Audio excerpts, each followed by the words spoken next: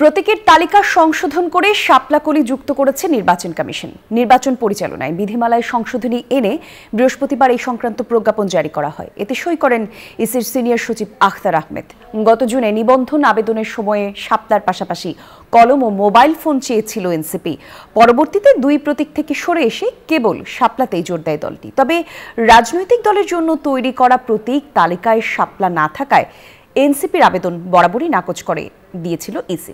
রাজনৈতিক দল হিসেবে নিবন্ধন পাওয়ার বিষয়টি চূড়ান্ত পর্যায়ে থাকলেও প্রতীক নিয়ে ইসির সঙ্গে গত কয়েক মাস ধরে টানাপোড়েন চলছে এনসিপির।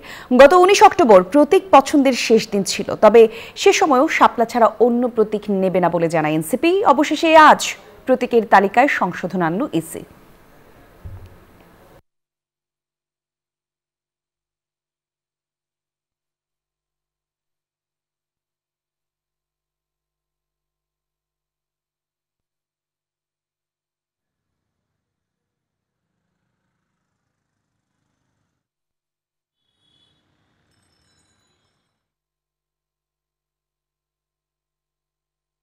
বল